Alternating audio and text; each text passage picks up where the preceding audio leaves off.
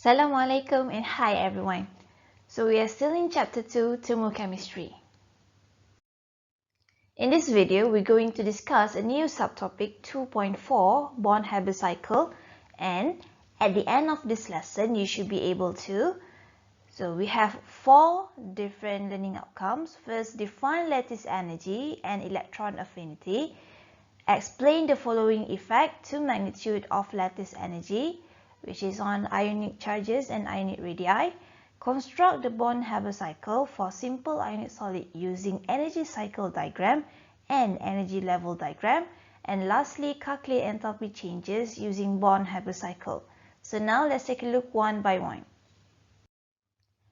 We're going to start this video with discussing on the lattice energy. So, what is lattice energy? What is the definition of lattice energy? I already discussed with you about lattice energy in the previous video. Okay, so this will be just a refreshment, just a reminder on what is lattice energy. So like I mentioned before, for our lattice energy, we have 2 types of lattice energy. One is lattice formation and the other one is lattice dissolution. Lattice formation involve bond formation, and then lattice dissolution involve bond breaking. So now let's take a look one by one. So the first definition, energy released when 1 mole of solid ionic compound form from its gaseous ion. Okay, so for example, you have here Na plus gas plus Cl minus gas to produce NaCl solid. So the delta H over here is negative 771 kilojoule per mole. So the thermochemical equation compared to the definition, energy release. So energy release when 1 mole of solid ionic compound. So you need to make sure that the solid ionic compound here is 1 mole formed from its gaseous ion. So the gaseous ion for NaCl solid is Na plus and Cl minus. So since you see here the value is negative, so for this one it involves bond formation. So this is actually your lattice formation. Okay, so the first definition. Now, the second definition is energy required to completely separate 1 mole of solid ionic compound into its gaseous ions. So, the equation over here and the delta H. So, delta H lattice over here will be positive 771 kilojoule per mole. So, from the definition, compared to the thermochemical equation, energy required or energy needed. So that's why we have an endothermic reaction, positive over here, to completely separate 1 mole of solid ionic compound. So this is the 1 mole of solid ionic compound that we want to separate. Separate into its gaseous ion. So Na plus and Cl minus. So for this one, here we have our lattice dissolution.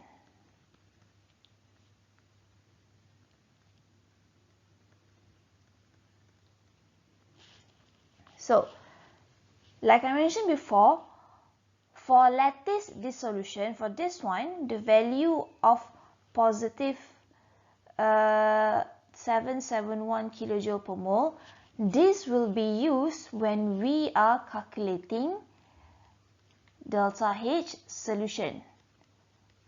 Okay.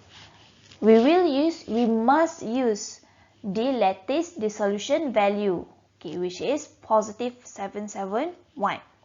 Okay. And now we want to discuss about Born-Haber cycle. So inside the Born-Haber cycle, the delta H lattice that we will use is this one. We're going to use lattice formation. So the value must always be negative. Okay, so this one is for Born-Haber.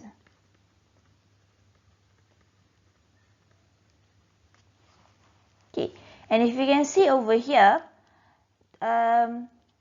this equation is the reverse equation of this one. So that's why the value is the same. The magnitude 771. The only difference is the sign. Okay, because one is the reverse reaction of the other one. So that's why the sign is different, but the magnitude, the value of the energy is the same. Let's move on to the next part. We're going to discuss about the magnitude of lattice energy. The magnitude of lattice energy. So when I talk about the word magnitude over here, so what does it refer?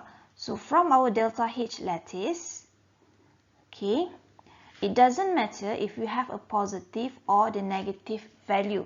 The positive and negative just to show us either it is energy released or the energy absorbed.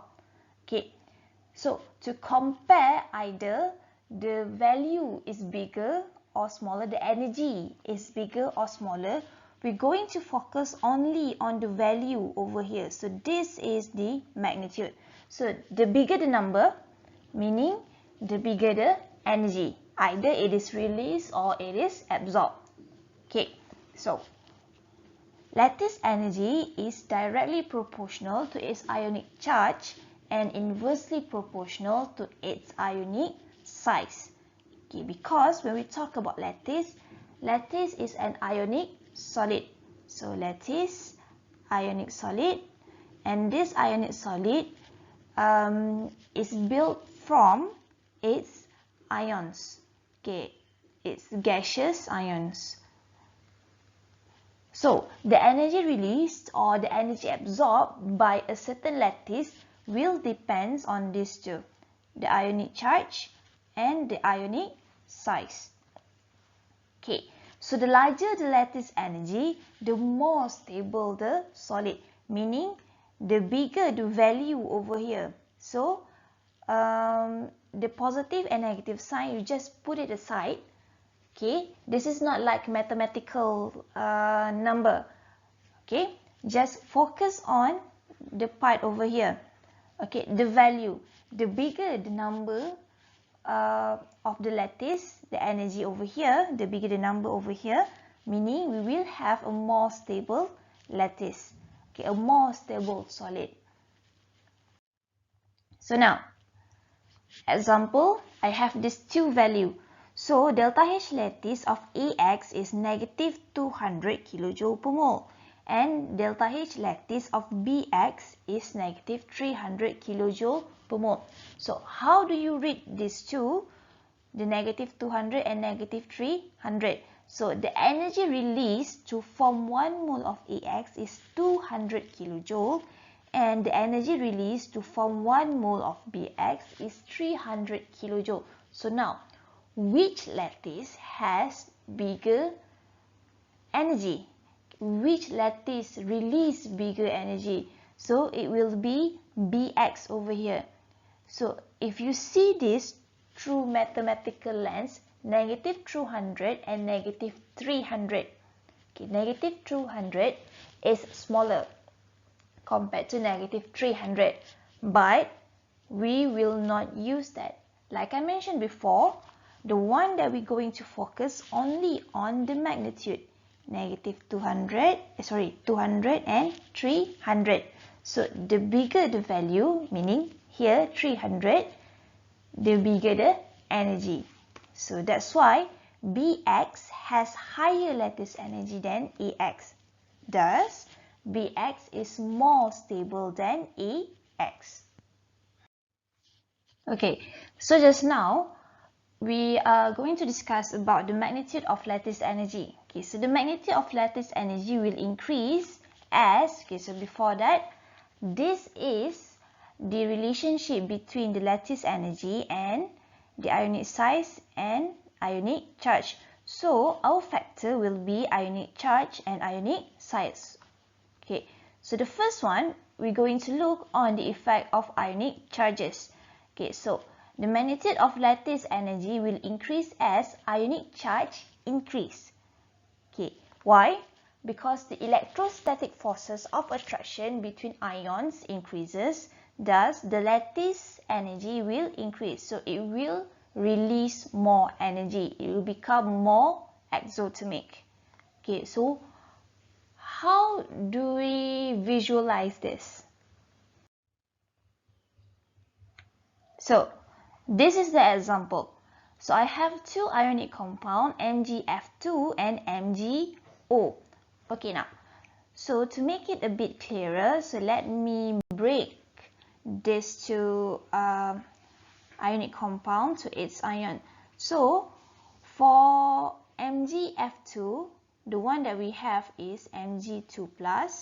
Both will have Mg2+.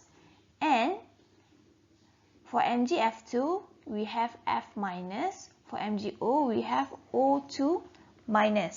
Okay, so as you can see over here, the Mg2+ is the same. So the magnitude of the lattice energy will depend on the F- and O2-, the anions over here, because the two anions has different charge.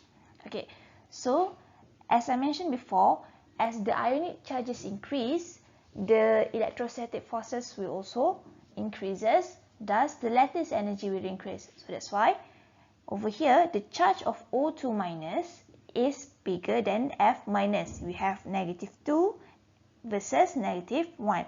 So the electrostatic force of attraction between Mg2+ and O2- will become stronger compared to Mg2+ and F-. So that's why when you look at the lattice energy over here, again, the one that we're going to focus, the one that we're going to look only on the number. So that's why the lattice energy, the energy released by formation of MgO is bigger than MgF2. MgO released 3791 kJ per mole of energy, while MgF2 released 2957 kJ per mole amount of energy. Okay, now, so let's bring back our relationship between lattice and ionic charge and size. So we have discussed just now about the relationship between lattice and ionic charge. Now, the second one, we're going to discuss relationship between the lattice energy with the ionic size. So if you look here, it's inversely proportional. Okay, so the magnitude of lattice energy will increase when the ionic size decrease. Why? Because the ions will get closer to each other, increasing the strength of attraction. So lattice energy will increase. The value of energy release will increase. The reaction will become more exothermic. So this is the example that we're going to discuss. We have ionic compound LiF and NaF. So let's break these two ionic compounds to its ions. Okay, so first F-, F-. So this is the common ion, meaning we will not focus on these two ions. The one that we're going to focus on is Li+ and Na+. Okay, so if you look over here, this two ion has the same charge. It has +1. So we cannot compare the magnitude of lattice energy by comparing its charges because it is the same. So what does it mean when it has the same charge? Meaning these two elements, lithium and sodium, is on the same group, which is group 1. Okay, so once the ions came from the same group, we're going to discuss about the size, the ionic size. Okay, so since lithium is located higher in the periodic table compared to sodium, sodium is lower.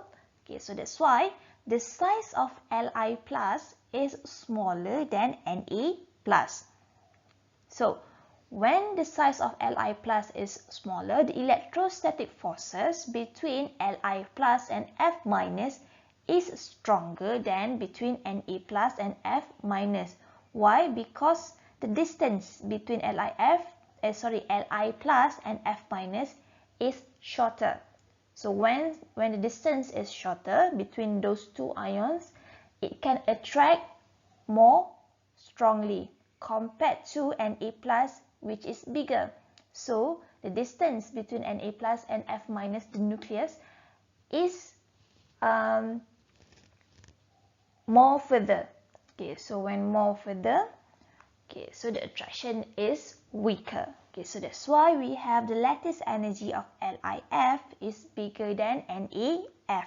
Again, I remind you why Lif is bigger than NaF, because we only focus on the magnitude. Okay, the negative sign in front is just to show that the energy released. So the energy released to form Lif is 1036 kilojoule per mole, while the energy released to form sodium fluoride is 923 kilojoule per mole only. So you can see that it is smaller. So now, before we proceed with our Born-Haber cycle, there is two more terms that you need to know. So the first one is electron affinity. So what is electron affinity? So electron affinity is energy change when 1 mole of gaseous atom gains 1 mole of electron to form an anion. So example, I have here. Okay, by definition, energy change. So why do we call it as energy change? Because the value of electron affinity, it can either be an exothermic process or it can also be an endothermic process. Okay, so the energy change here when 1 mole of gaseous atom. Okay, so let me highlight the gaseous atom. So this is our gaseous atom. Okay, 1 mole of gaseous atom gains 1 mole of electron to form 1 mole of gaseous ion. Okay, but the main focus over here is the energy is for 1 mole of gaseous atom. So this one, the focus is over here. We must make this as 1 mole. Okay, so the one that I give you over here, so O gas plus electron to become O minus. So this is what we call as the first electron affinity. Okay. An atom or an element, it can have more than 1 electron affinity, depends on what is the most stable ion for that element. Okay, so for oxygen, as you know, the most stable ion for oxygen is O2 minus. Okay, for us to produce O2 minus, it must accept electron 1 by 1, 1 electron per time. Okay, so that's why for oxygen, for it to achieve O2 minus, it will undergo 2 process. It will absorb, it will accept 2 electrons, and the energy is separate. Okay, meaning the first energy over here, O gas to become O minus, is negative 142, is the first electron affinity. And then from here, the O minus gas accept another electron. So then it will be O2 minus. And the energy is this, and we call it as the second electron affinity. So, like I mentioned before, the electron affinity can either be exothermic or endothermic, depends on the reaction. The next term that we're going to discuss is ionization energy. So you have heard of this ionization energy before when we study in semester 1. Okay, so let's refresh. What is ionization energy? Ionization energy is the minimum energy required to remove 1 mole of electron from 1 mole of gaseous atoms or ions. Okay, so for example, so this one. Okay, so I have here 2 ionization energy. So I want to find the ionization energy for magnesium. So as you know, magnesium, the ion is Mg2+. Okay, so to show the energy change, okay, over here the ionization energy, we must remove the electrons one by one. So that's why here we have first ionization energy and second ionization energy. So the first will always be removed from 1 mole of gaseous atom. So Mg gas to produce Mg plus gas and plus 1 electron. So this is the energy needed to remove that electron. And then for the second ionization energy, it must be from Mg plus because it's a continuous reaction. Okay, so Mg plus, we remove another 1 electron and we will have Mg2 plus. So this is the value for the second ionization energy. So just now we have discussed 3 different enthalpies and 3 different definitions, which is the lattice energy and then electron affinity and also ionization energy. So these 3 will be included in our Born-Haber cycle.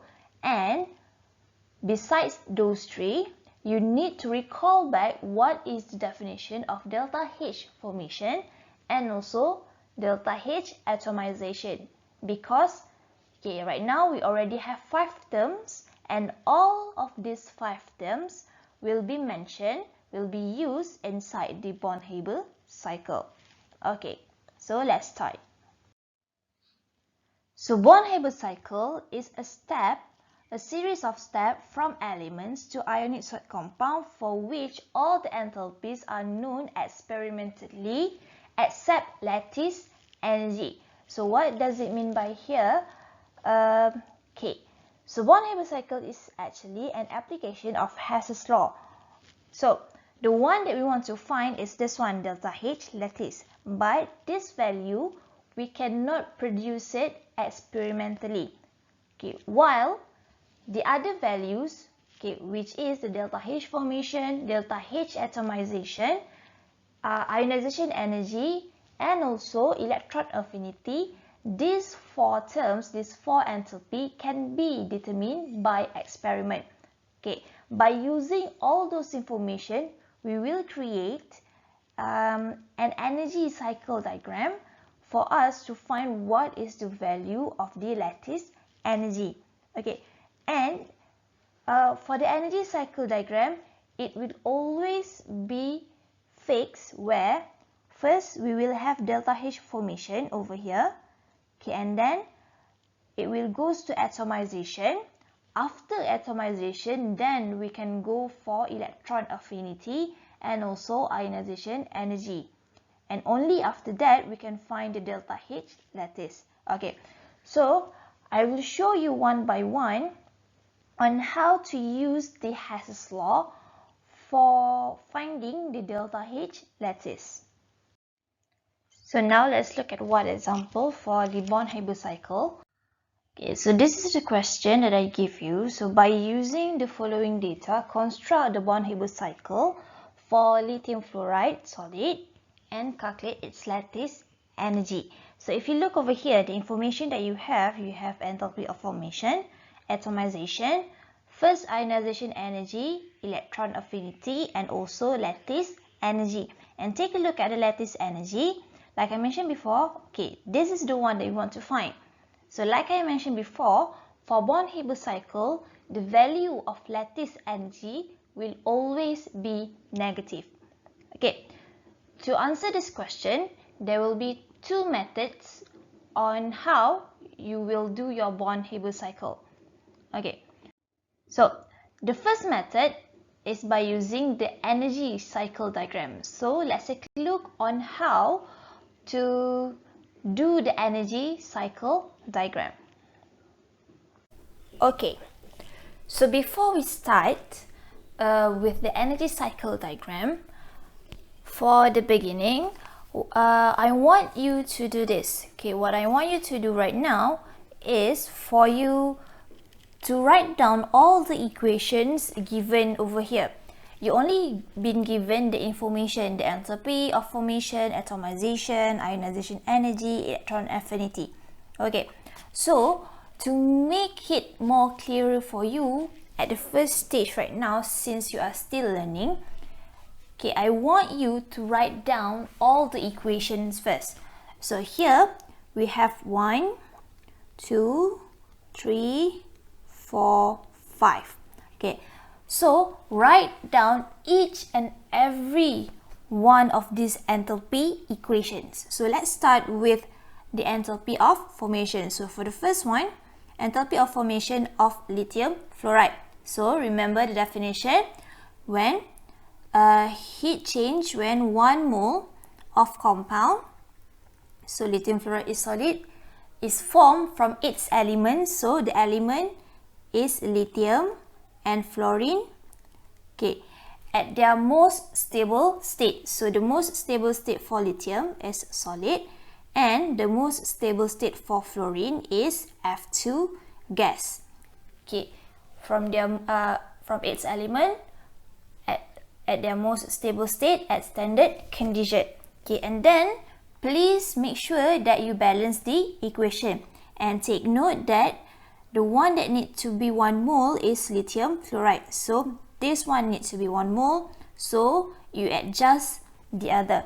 Okay, so here lithium is already 1 mole, so fluorine 1 mole over here, so you have 2 fluorine over here.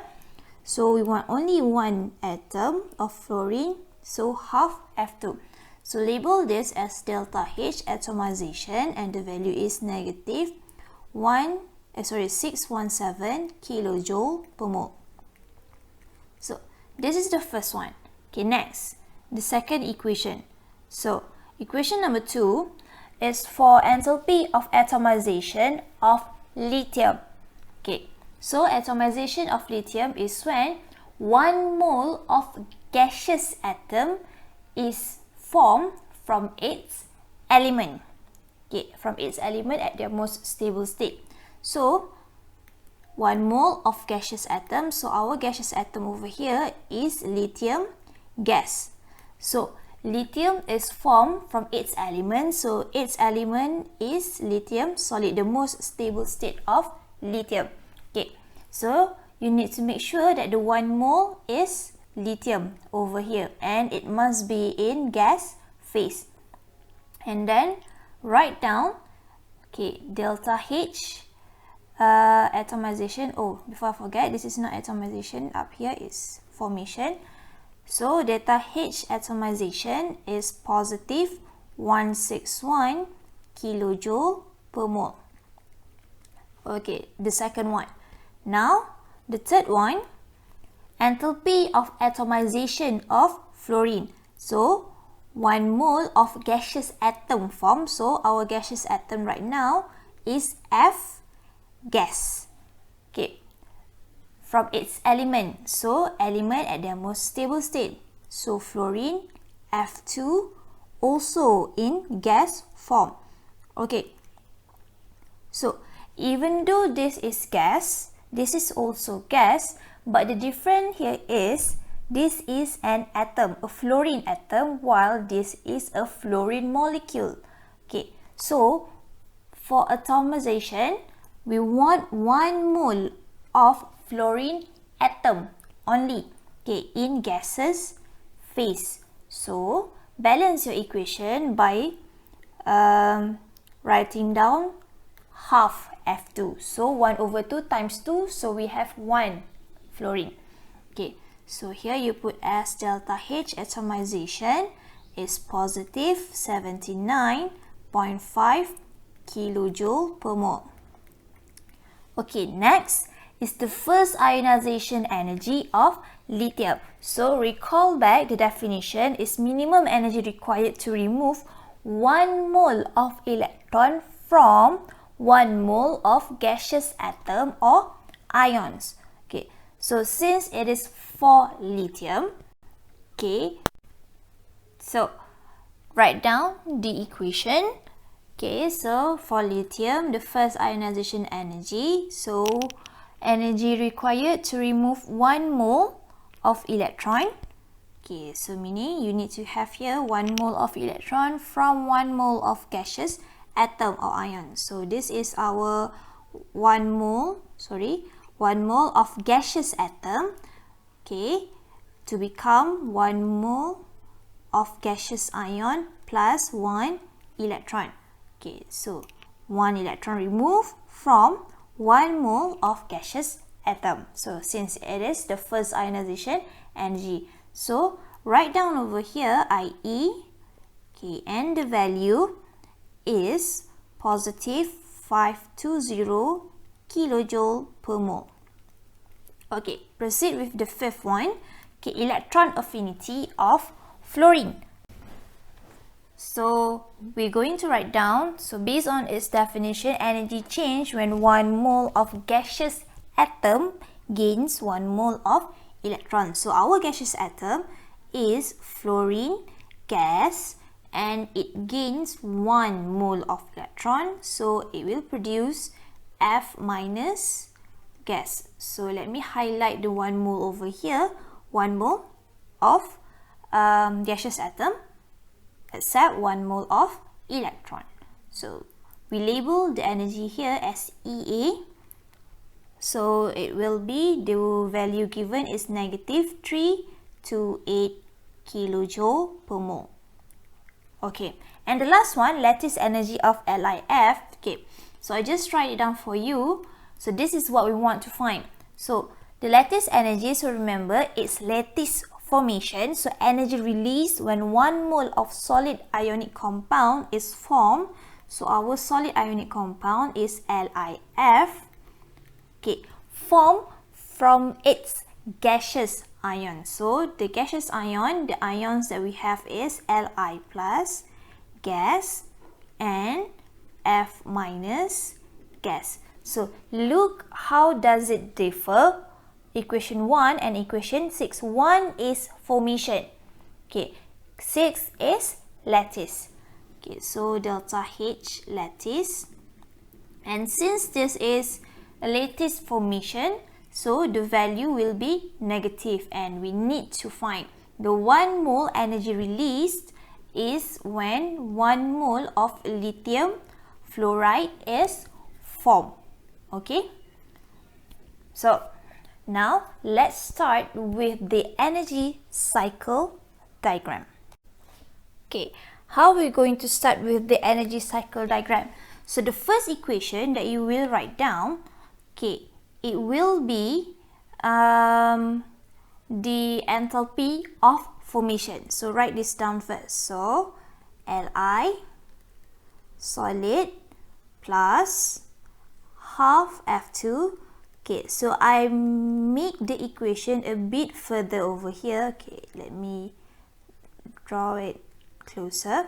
Okay, so that I have some space later to write down all the value of the delta H. So this one is Lif solid. Okay, and then please write down the value of the delta H. So here delta H formation, so put the value negative 617 and just put it as kilojoule. So like I mentioned before, inside our cycle it must only be in kilojoule. Okay, so now the next one. Okay, the next step, we're going to write down for the lattice first. Okay, so look at your solid over here. So from your solid over here, you know the ion that you will have is Li plus and F minus, and then double check that it must be the same number of atoms. So you only need 1 lithium and then 1 F minus. So where are you going to write this down? So at the end of this, so you will make some space over here. So you will put at the very last part over here. Okay, so it will be Li plus gas plus F minus gas, and you will draw an arrow upwards over here and you will label this as delta H lattice. Okay, so this is the value that you will find. Okay, so erase this out. So this will be the delta H lattice. So this will be your second step. The first step, write down deformation, okay, meaning this one, okay, and then the second step, write down the lattice down here. Okay, so break the solid into its ion Li plus and F minus. Put on the respective element over here. Okay, so after you finish with that, the next part is to complete this cycle. So our target over here is from lithium, it must get to lithium plus. Okay, and then from F2, from fluorine gas over here, it must get to F minus gas. So the process will always be, first you will write down for atomization, and then only you will write down for ionization energy or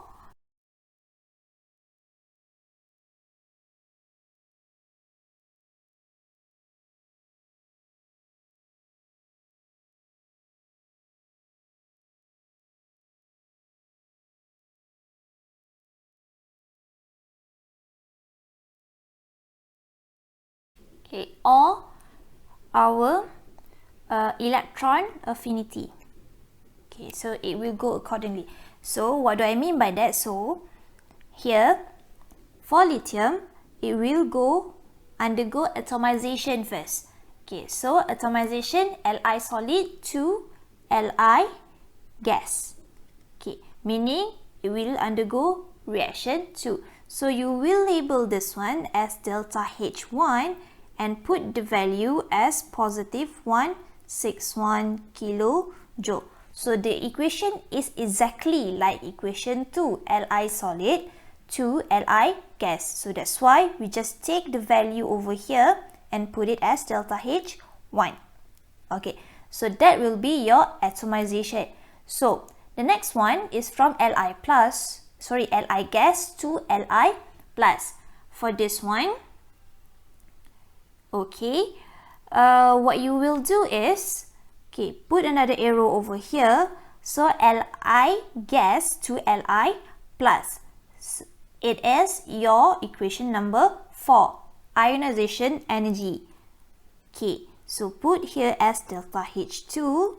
So your ionization energy is positive 520 kilojoule. Meaning, for your cation, first the element will undergo atomization and then it will undergo ionization energy to get the gaseous ion. Now, settle for lithium. So we already achieved the target over here. Next, okay, complete the cycle for fluorine. So the same step, it must undergo atomization first. So fluorine molecule, okay, undergo atomization. Okay, what we will get is F gas. And then if you look over here, this equation is the same as equation 3. So half F2 gas to produce F gas. So please be very careful and check again for the number of molecules. So we only need one fluorine over here. So you need to make sure that throughout the cycle over here, the number of fluorine is 1. So 1 fluorine over here, 1 fluorine over here, F2 times half. So we only get 1 fluorine. So it is correct, and the value will be the same as this one, 79.5. Okay, so put as delta H3. So positive 79.5 kilojoule. Okay, so let's complete the cycle. So from since we already have the gaseous atom over here, so you will write down next for the gaseous ion. So for fluorine, since it will become an anion, a negative ion, so it will accept electron, it will have electron affinity. So meaning equation 5. So you will put here delta H4 equals to negative 328 kilojoule. Okay. if you look over here on what I have done, especially for the orange color one over here for the ionization and electron affinity, I did not include any electron. So you don't have to put any electron inside the equation, just the ions only. Okay, just the element. Okay, now we already have over here a complete cycle. And another one, take note, for the red color one, I put plus. Why? Because it needs to be an equation over here. So Li plus plus F minus to produce LiF.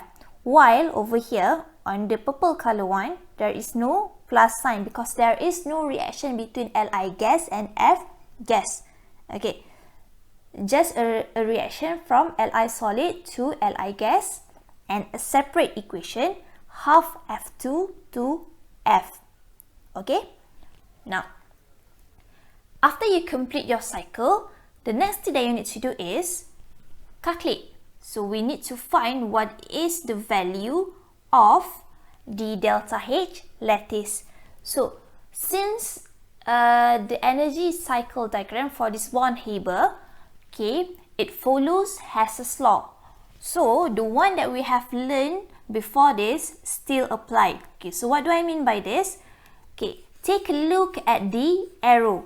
So our arrow, the direction of the arrow, one, okay, will be anti-clockwise.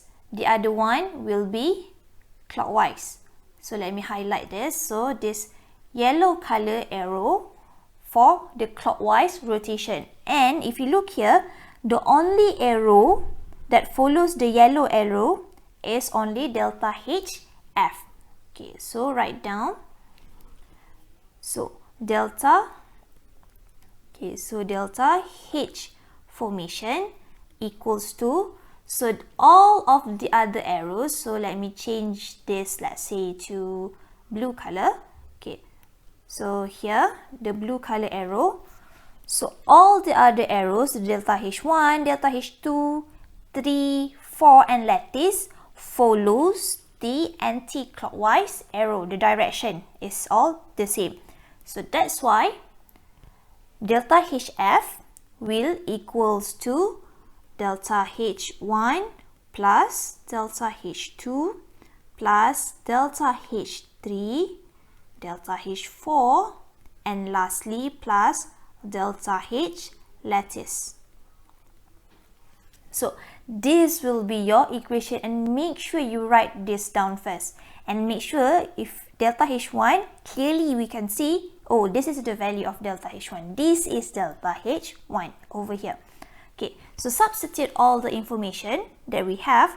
So delta HF is negative 617, delta H1 positive 161, plus H2 520, H3 79.5, H4 negative 328 kilojoule, and the one that we want to find, delta H lattice for LiF. So rearrange your equation, okay, and then calculate using your calculator. Make sure you label it correctly. So delta H lattice, okay, put the lattice as subscript, lattice LiF, and you will get your answer as negative 1049.5, and the unit, it must be in kilojoule per mole. Okay, so this will be your final answer for delta H lattice lithium fluoride. Okay, so again, let me remind you, this is for the energy cycle diagram. Okay, the next example, I will still use the same question, the same example, but we're going to look on how to draw an energy level diagram. Now let's look on how to do the second method, which is the energy level diagram. Okay, so for the energy level diagram, it will be the same. We still apply the same law, which is Hess's law, the one that we also apply on the energy cycle diagram. Okay, but the only difference between the cycle diagram and the level diagram is just the diagram itself and how we write down the process. Okay, so let me label this first, okay, so that you won't be mistaken. So this is our energy level diagram. So for the information, all the information that we use is still the same information as we used before, meaning this information, the same one, and the same equation. Okay, so to start your energy level diagram, first you must have one arrow over here. Okay, this will represent the y-axis, okay, which is you will label as enthalpy. Okay, label it as enthalpy, and then on one, there will be no value over here, but you need to label only one value, which is here, you will put as 0. Okay, so why we put 0 over there? Because you will start writing down the equation. Okay, same with the one we did for the energy cycle diagram. We're going to start first with enthalpy of formation, meaning equation number 1 over here. The only difference is you're going to write it like this. Okay, so the formation is Li plus, okay, so Li solid plus half F2 gas. This will be the only thing that you will write down over here, and then you will put a line over here and one arrow downwards. Okay, put the arrow downwards, and you will write down the product down here. Okay, so our product will be Lif solid. Okay, Lif solid, and then a line. Okay, pardon for my line. Okay, so your line like that. And then you will label this as delta H F formation and put the value negative 617 kilojoule. So for the energy level diagram, we will draw an arrow upwards or downwards. So what does this arrow show? So if it's downwards, meaning energy released. Okay, energy released, and the value is negative. So as long as it's negative, your arrow will be downwards. But if the value is positive, your arrow will go upwards. And we need to do one by one. Okay, so we have done for the first equation.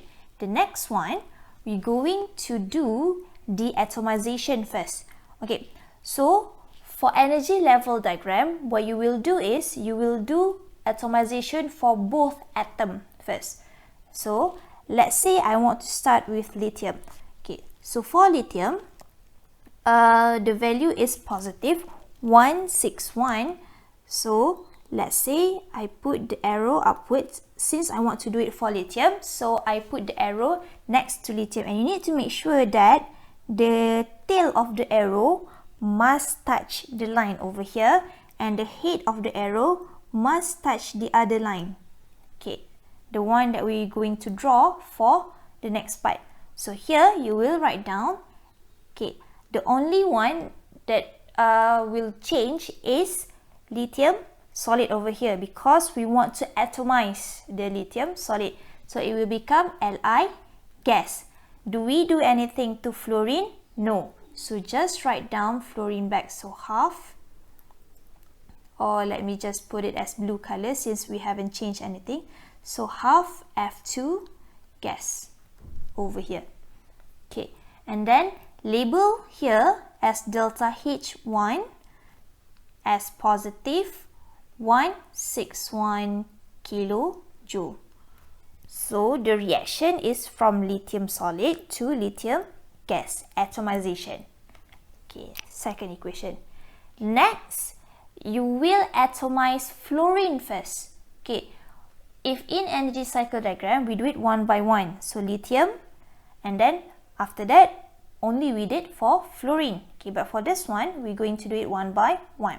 Next, we need to atomize fluorine. So you will use equation number 3. Okay, so equation number 3.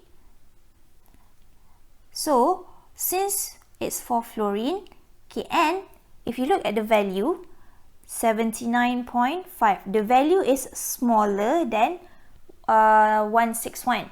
So your arrow, it will be slightly shorter. Okay, why must it be slightly shorter? Because it shows the magnitude of energy.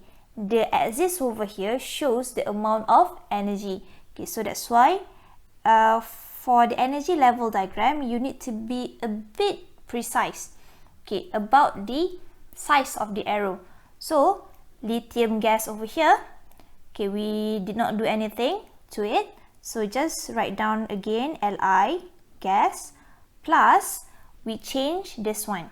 Okay, we atomize the fluorine molecule.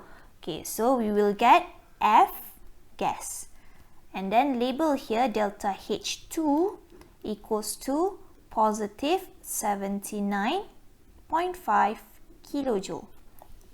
Okay, so that's the second one. Okay, after we have done all the atomization, then you will do the ionization, and after that, electron affinity. Always do the ionization first. Okay, so let's do the ionization. So I changed to an orange color. So ionization is for lithium. So again, put the arrow next to lithium. So since the value is 520, so make the arrow bigger. Okay, and then another line over here. So Li, since only Li changes, so Li plus gas, and fluorine does not change, so just write it back as it is, F gas, and then put the value delta H, so this will be delta H3, and then the value is this one, positive 520, so positive 520 kilojoule. Okay, once you finish with the ionization, so if let's say the ion has more than one ionization energy, the element has more than one ionization energy, for example magnesium, so you will have another arrow upwards to show the second ionization energy, but for this one I only have one ionization energy. Okay, next, after we finish with lithium, so we already get Li plus over here, we want to do an electron affinity for fluorine. So the value of electron affinity is negative. So since the value is negative, we will draw the arrow downwards. Okay, so we will draw it like this, downwards. Okay, and then draw your line over here. So put down, so Li plus, since nothing happened to it, and then F minus gas. Okay, so put the value delta H4 equals to negative 328 kilojoule. Okay, now to complete our energy cycle, okay, the diagram, to complete the diagram, we need to close the cycle by drawing the arrow for delta H lattice. So delta H lattice is Li plus F minus to produce Li solid. So the final stage must be our gaseous ion over here, and then you will draw the arrow downwards towards the, arrow downwards towards the ionic solid. So elongate this line so that we can draw the arrow, and then label this as delta H lattice. Okay, the one we want to find. The arrow will be downwards because, like I mentioned before, the delta H lattice will be negative. Okay, so it will go downwards. Okay, right now we want to find what is the value for the delta H lattice. So by applying our Hess's law. So the same way for you to do it. Okay, how? Look at the direction of the arrow. So if you look closely, the direction of arrow, you will see two directions. Okay, one over here. Okay, you will see all of this arrow, this one. Okay, it will go the same direction. See? And then you have another arrow with different direction, which is this one. Okay, so let me highlight that for you. So the one, this one, the yellow one, all the arrows, the enthalpy is going to the same direction, which is delta H1, 2, 3, 4, and delta H lattice. Even though it's going upwards, but the direction is still the same. And then the other one, so let me put it as pink color, okay, is this one, the delta H formation, the only one that has different direction. Okay, so from here you will calculate your delta H for lattice. Okay, so let me put it over here, energy level diagram. Okay, and then do the calculation on this side. So it will be delta H formation equals to delta H1 plus delta H2 plus delta H3 plus delta H4 and plus delta H lattice. Okay, the label over here 1, 2, 3, 4 and everything, it can be any label actually. Okay, but you just need to make sure whatever you label here is the same that you write on the equation over here. So substitute all the values. So delta H formation negative 617, delta H1 161, positive 161, plus delta H2 79.5, plus delta H3 520, plus delta H4 negative 328, and plus delta H lattice, okay, 4 LIF. So rearrange your equation, use your calculator, find what is the value of delta H lattice LIF. So you should get the answer. It will be the same if you use the energy cycle diagram, which is 1049.5 kilojoule per mole, and the final answer, it must be in kilojoule per mole. So this is your final answer.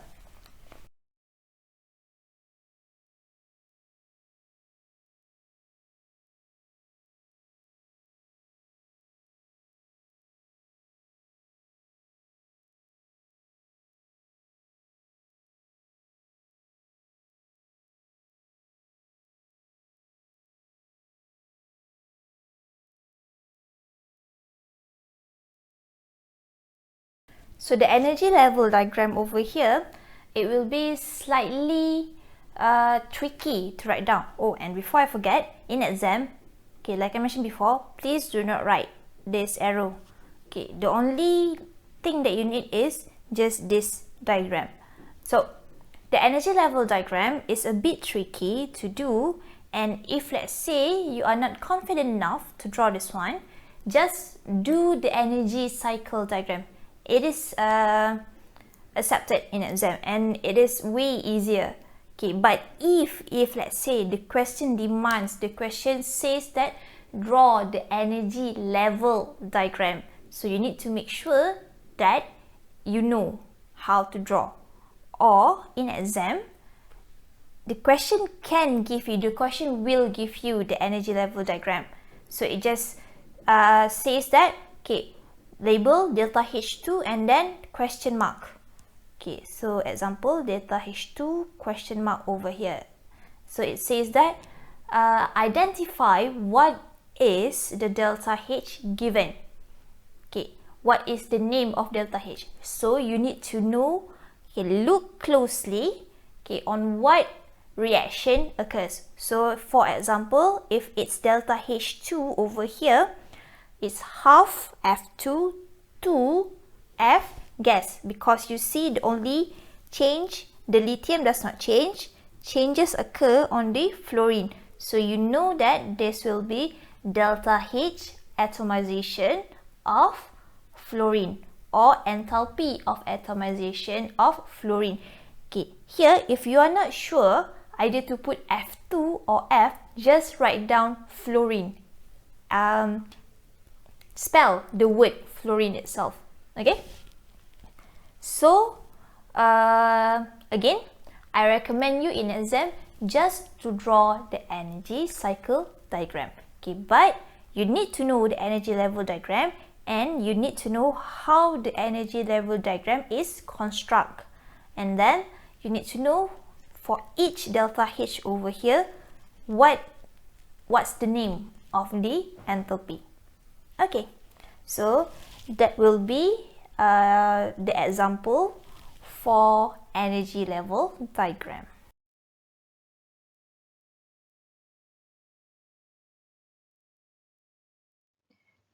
This will be the end for the first part of this video, where I show you one example. So I give you another 2 examples for you to try on your own, and you can check your answer with the guided steps on the second part of the video. So for now, thank you for listening. Thank you guys.